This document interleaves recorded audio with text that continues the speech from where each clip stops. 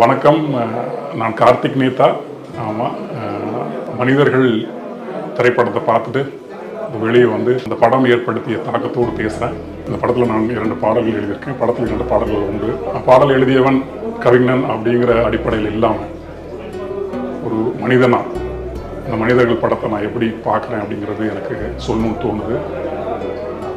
அடிப்படையிலேயே மனிதர்கள் நாம் எல்லாமே வந்து எப்படிப்பட்டவங்க அப்படின்னு ஒரு கேள்வி ஒன்று இருக்கு இல்லையா? காலாகாலமாக இந்த பெரும் உயிர் திரளி இந்த பேரண்டத்தில் இந்த மனிதர்கள் அப்படிங்கிற ஒரு நிலை நன்மையால் ஆனதா தீமையால் ஆனதா, இந்த மனிதன் வகுத்து வைத்து கொண்டு இந்த அறங்கெல்லாம் இருக்குல்ல, இந்த அறங்கள்லாம் எந்த எல்லை வரை வருது அப்படிங்கிறத இந்த மனிதர்கள்ங்கிற திரைப்படம் ரொம்ப காத்திரமாக காட்சி வழியாக, வசனங்கள் ரொம்ப குறைய காட்சி வழியாக நமக்கு கடத்திக்கிட்டே இருக்கு.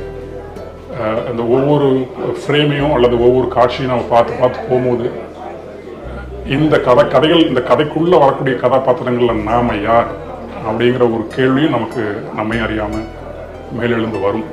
எனக்கு அப்படி வந்தது. இந்த படத்தில் வரக்கூடிய ஒரு 5-6 நண்பர்களில் நான் யார்?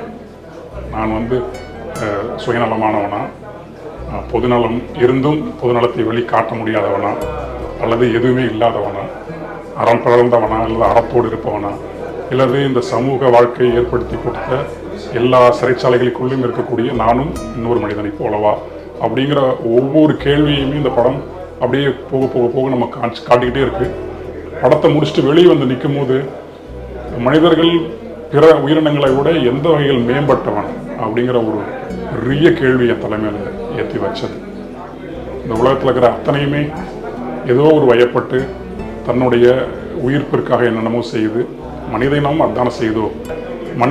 மனிதனாக இருக்க வேண்டும் என்றால் மனிதன் என்ன செய்யணும் அப்படிங்கிற ஒன்றையும் இந்த திரைப்படம் ரொம்ப அடி ஆழத்தில் அண்டர்நீத்தில் வச்சிருக்கு. அதை புரிந்து கொண்டால் ஒருவேளை நாம் மனிதர்களாக இருக்கலாமோ அப்படிங்கிறதையும் இந்த படத்தின் வாயிலாக இயக்குனர் தம்பி ராமேந்திரா, நெடுநாள் தம்பி ரொம்ப சிறப்பாக எடுத்திருக்காப்புல.